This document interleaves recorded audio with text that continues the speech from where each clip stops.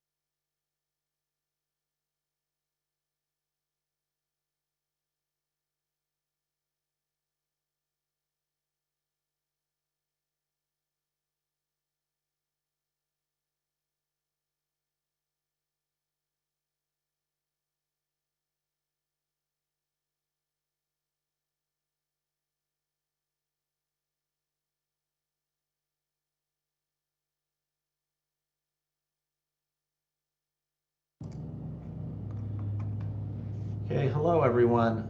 This is Phil Ritter, and this is the monthly Magma community meeting. Uh, uh, Wanted to welcome everyone here this morning.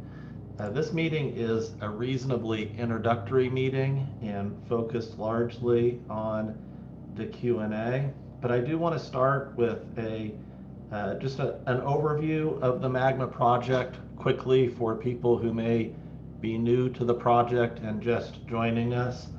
A brief status update on where we're at on the project.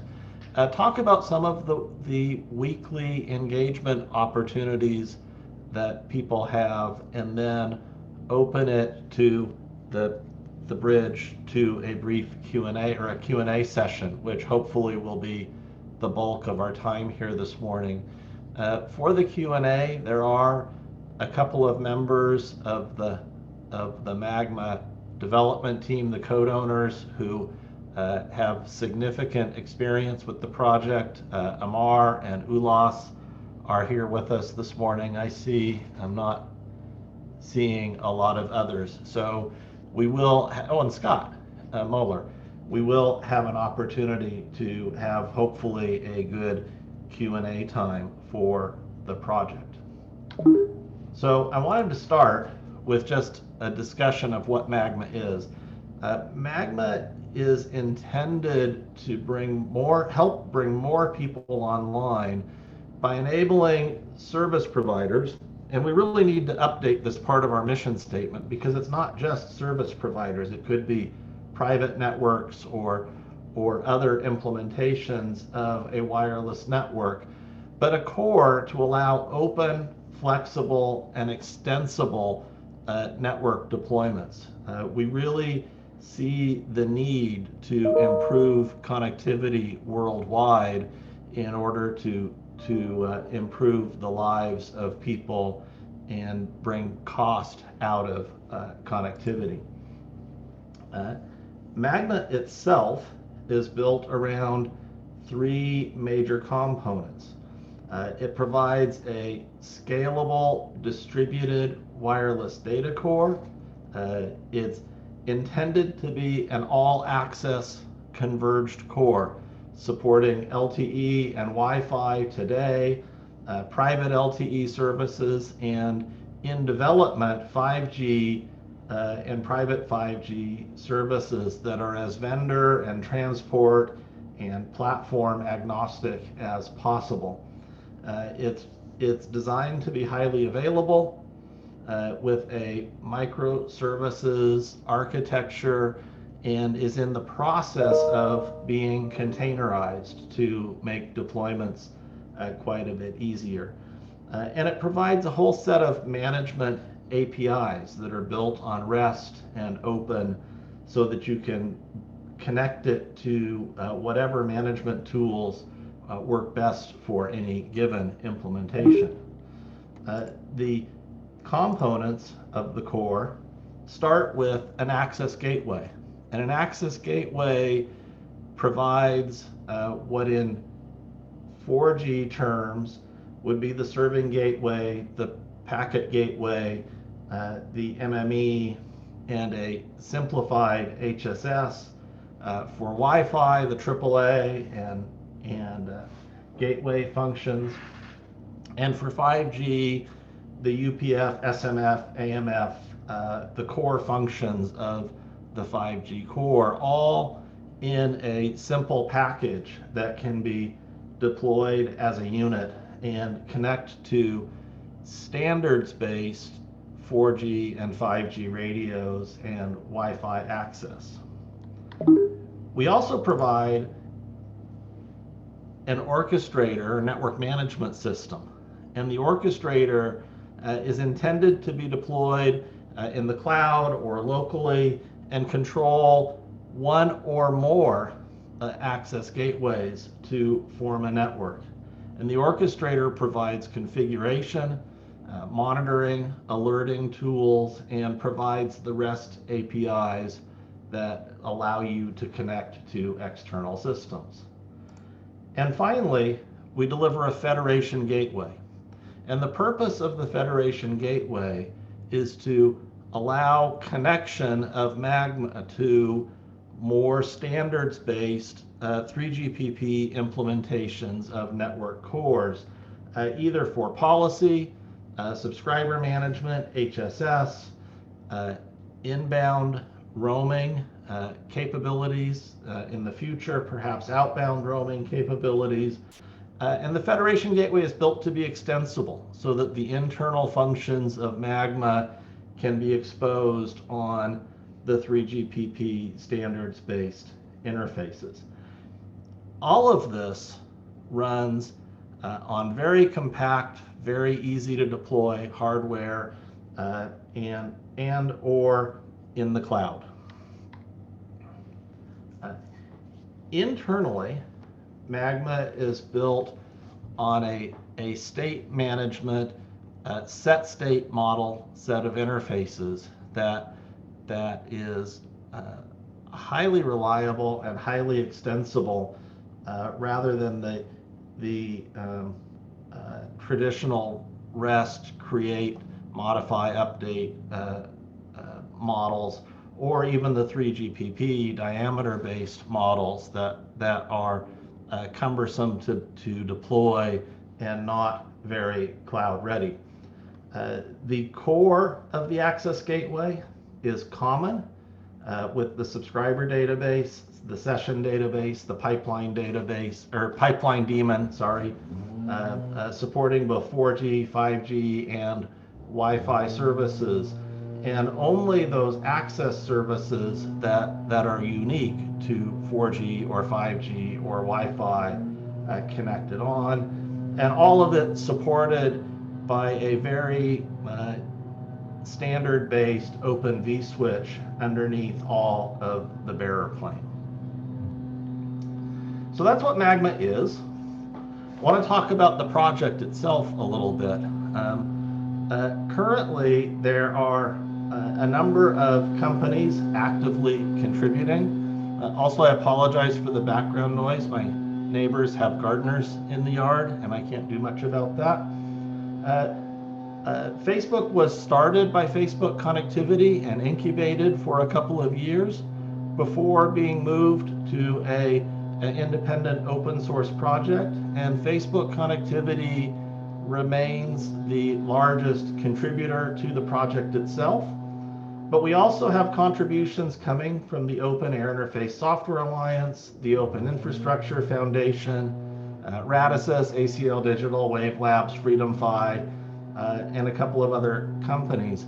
But what I wanted to point out for today's call was in the last month or so, and since the Magma Developers Conference, we've started to receive commits and pull requests from independent open contributors.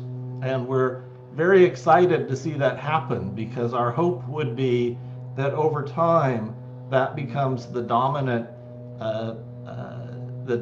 source of contributions to Magma is from this community. As far as total engagement over the last year, we've seen a steady rise in GitHub activity over that period.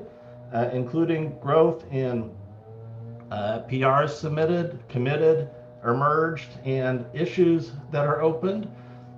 One thing that is a little bit of a concern with the project, and I'll share it here, is we do have a bit of a backlog building of pull requests, and there's an effort being undertaken to pretty aggressively burn down that backlog and get things committed and merged much more timely on the project.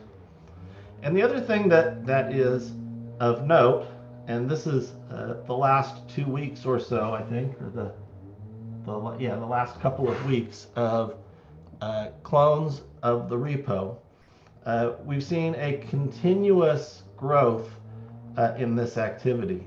This doesn't go back far enough, but this same chart was in the January and February community meetings. And during that time, we were seeing just about 600 to 700 unique cloners of the project. And over the last period, that's grown to 900 and growing, close to 1,000 clones per day or per week. Cloners, individuals cloning the project during that time. So interest in the project is growing substantially, and we're very excited to see that happening. Finally, regarding the project and the community, we've completed the implementation of the Magma Core Foundation as a Series LLC of the Linux Foundation. The initial TSC was Technical Steering Committee, was elected by the maintainers or committers of the project, and they were announced. They are Scott Moeller, who's here on the call today, Praveen Shalar, Marie Bremner, Raphael Defiso, sorry if I pronounced that wrong, and Hunter Gatewood. And you'll notice on the Magma Slack, there is a channel called Governance TSC AMA, which is Ask Me Anything. And that is a entry point to communicate with the TSC and raise issues with them that you believe may require their attention. On the financial and support side of things, the initial governing board will be meeting this Friday, and there will be published minutes, I think a recording, but at least published minutes of and the premier members of the foundation as of today include Facebook, Deutsche Telekom, ARM, Qualcomm, and possibly another who's looking to commit later this week. And I can't necessarily mention that, including our associate foundation members, the Open Infrastructure Foundation and Open Air Interface Software Alliance, which actually makes this program unique within the LF community, because we have other foundations that are typically seen as competing, participating as equal partners in the governance of the program. And a number of smaller startups have either signed up or joined. But I think I will hold an announcement on that until after the governing board meeting and let that stand on its own. Wanted to talk a little bit about the project status. Release 1.4 was finally released on March 23rd. The code owners have agreed to start naming Magma releases after prominent volcanoes, and Magma 1.4 was the first named release after Mount Etna, which I don't think has erupted for quite a long time. You can decide whether or not that's a good thing. But the key features are the preview of the HA support, support for integration with IMS for VoLTE. Magma is not delivering the IMS services, but support of Vultee integration is included, call tracing, some limited header enrichment, and mobility restriction features, and stateless mode is also enabled by default in release 1.4.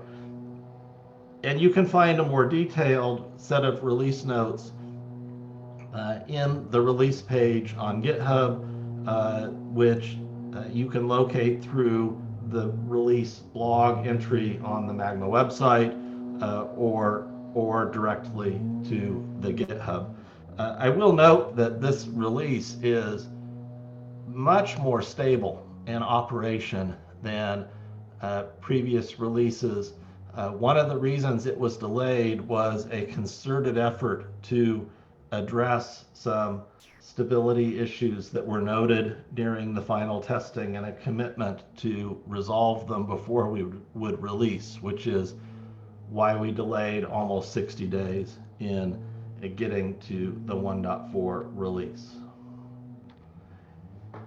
And then I wanted to go over briefly some of the engagement opportunities that we have that are more detailed than this activity.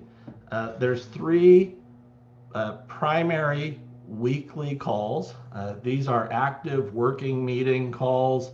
They're very detailed and pretty dynamic, and they have associated Slack channels and other offline communication that go with them. On Mondays, ULAS leads our gateway development activity, and this is focused on development and PRs within the Access Gateway itself, with a lot of focus on the development of and integration of the 5G features. On Wednesdays, there's a DevOps continuous integration call led by Echo and Scott Moeller, and focused on improving our tooling for the project. And then on Thursdays is a general Magma engineering weekly call, which is really about all areas of development of the Magma project. Invitations for all three meetings are managed by Kendall Waters of the Open Infrastructure Foundation. And rather than just openly publishing the Zoom info, we would like to have people request invite. None of them would be declined, but that way it gives us an opportunity to keep a running list in case the bridge information has to be modified, or if we have to make a time change, so that we can notify the people that have received the invitation. So you can reach out to Kendall on the Magma Slack. That's direct message at Kendall to get a copy of that, and all she would need is your email. So with that, I want to move to the main topic of today's meeting. A couple other engagement notes here on this slide, but I won't go into them that. And the main reason we're having this meeting is an open Q&A for the people that are here. So at this point, what I would like to do is go ahead and just open the bridge to questions, comments, or anything from the team that's here.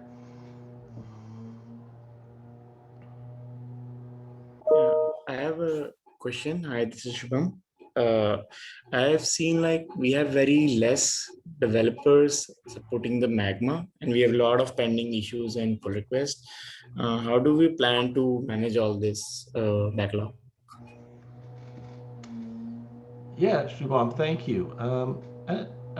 Amar, is that something you'd like to address? Yeah. So, first off, sorry about that, right? So I think that is definitely a challenge that we're observing.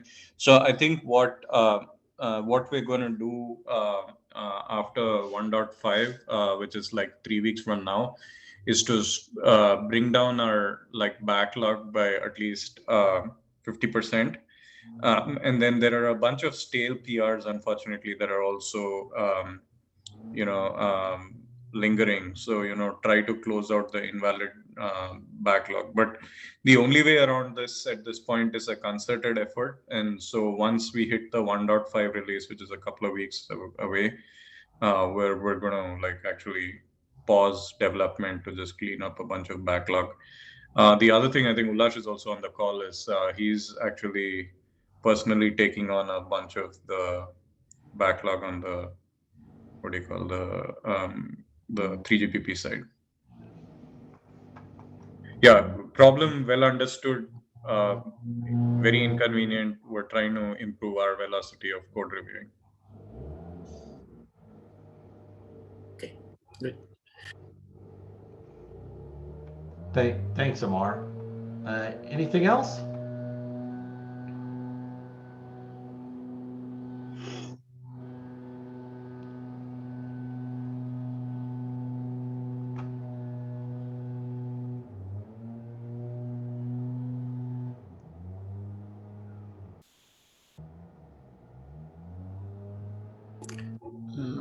I have another question if someone can answer. Like I also heard like we are trying to plan some open office hours. So any update on that? So, Shubham, can you expand on what you mean by that? Because I wasn't familiar with the request for the open office hours. I think Amber knows this. Yeah. So yeah, Amber, Yeah. can you put some light on Yeah. this? Yeah. So I'll catch up with Brian. I don't know if he's on the call, but to see, yeah. So there is a plan to roll out by twice a week office hour. I don't know where he is with this.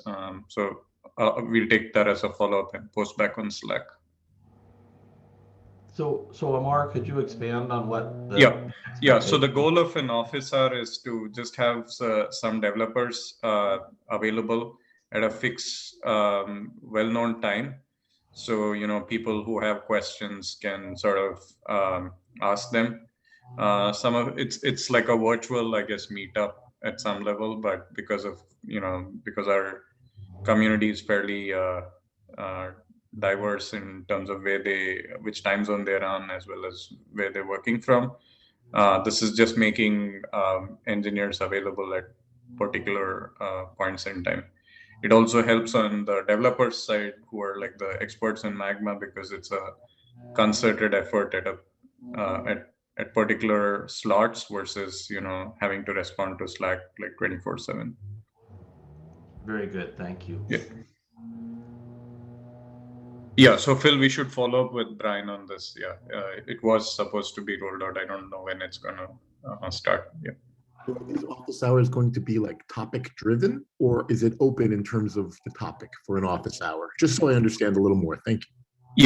Yeah. So at least the original intent was it was going to be open, and we will have some representation from the various components, right? So depending on who is there, you can ask specific questions. Otherwise, we will find other people to funnel the questions to. So if any individual comes in and they are facing, let's say, they're trying to deploy gateway or orchestrator, so we can help them out. That's right. Also, we welcome the participation from folks like you as well, Shubham, and the officers. So it's not just restricted to the maintainers. It's for the community. So anyone can help anyone. Yeah, that would be nice.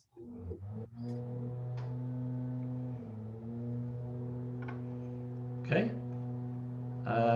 Others? Hi, this is Rani from Samsung. Could you say a few words about the planned release cadence and version numbering? I hear 1.4 is out and 1.5 is around the corner. So, but what does the major and minor number mean, and what is the expected cadence of releases?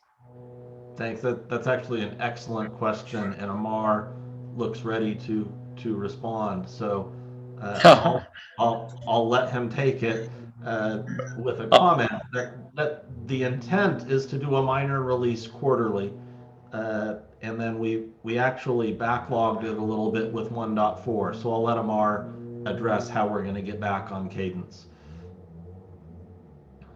Yeah, so 1.4 was a pretty big slip. So the reason why, what Phil said was the right thing. So minor releases are every quarter, and then we do a major release annually. So the likely major release for 2.0 would be when we support 5G SA to a point where we're comfortable like offering it to the community without like at least beta grade, right? Like so past where it is right now. So the reason why 1.4 sort of slipped is so every release we have like an anchor feature. Like for 1.5 it's inbound roaming, and for 1.4 it was stateless access gateway.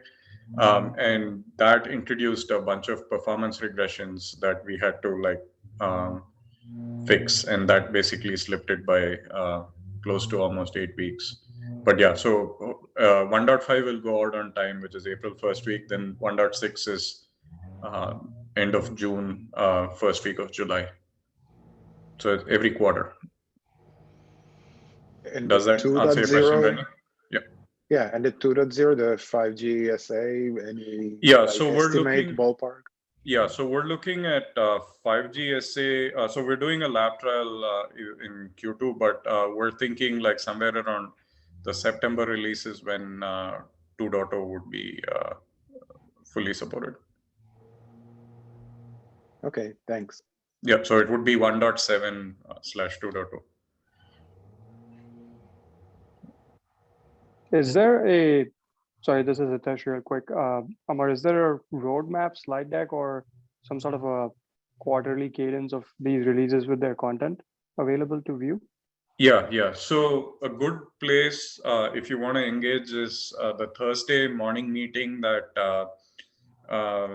Phil flashed. There, Echo, the TPM, he's tracking features that are both developed by Facebook as well as like third parties. Sorry, not third parties, like the community. So it's the Uber sort of roadmap, and so he also gives status on that. So at the beginning of every release, it gets published as well. If you want like a sort of a bird's eye view of like how 2021 is gonna play out, I did a session in the OAF Magma Summit. So if you go to the YouTube, there's a YouTube OAF channel. There's a Magma Summit like Magma roadmap, Okay. sort of a YouTube video that'll have 2021. But one thing, as in, I think I tried to make clear in that conversation, as well as I'd like to reemphasize here, is that our roadmaps are fairly flexible. So if there's like market demand, like say, we're getting market demand for 5G SA now, that's something that, we're accelerating. And so, even though that roadmap says beta is only in June, we're probably going to start doing a lab trial before June. And so it's a little bit flexible from that standpoint. Hey, Kendall, for the group, could you get a link to the video that Amar just referenced and drop it in the chat so people don't have to go search for it?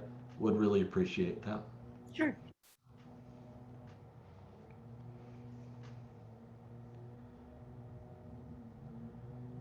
Any others?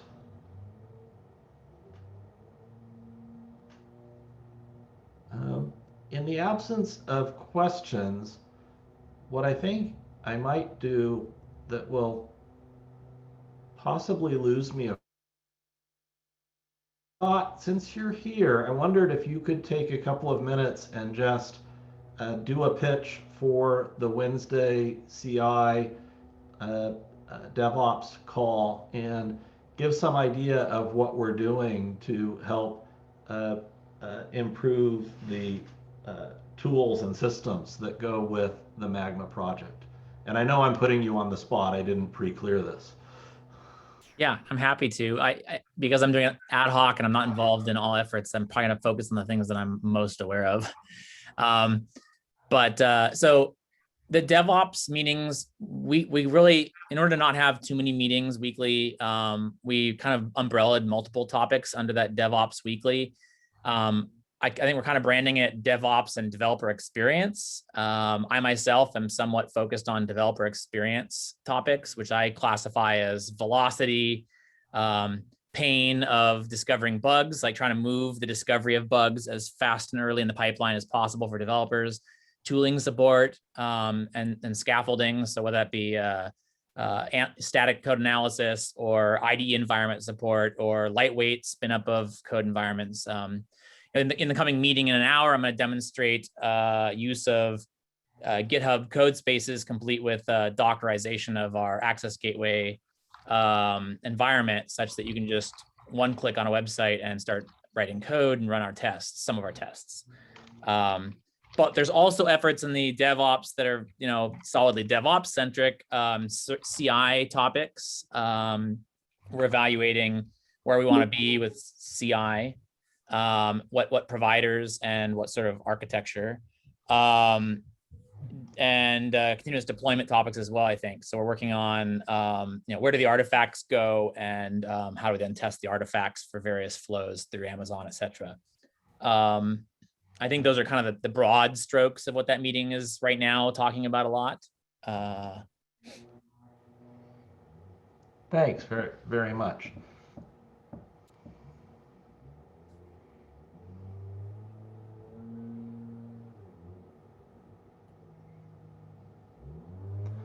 So we still have time for a few more questions. There's still almost 25 minutes on the clock. If things are calming down, perhaps we could give people some time back, but I don't want to do that lightly if there's anything out there. This really is an open opportunity for all of you. So please, if there's anything on your mind.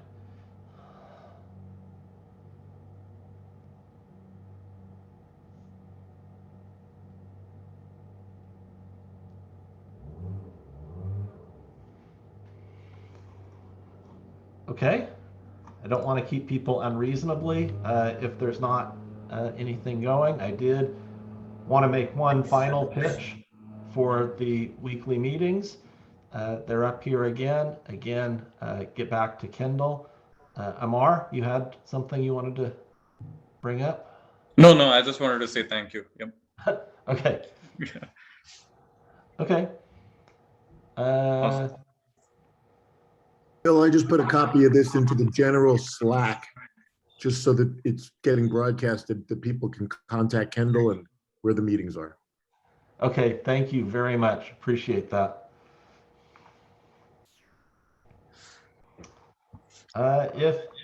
If nothing else, I want to wish everyone a very good day, morning, evening, nighttime, depending on where you're at around the world. And thank you for joining us this morning or evening. Thanks, Thank Phil. you. Thanks, Phil. Thanks. Thanks, everyone. Bye-bye. Yeah, thank you.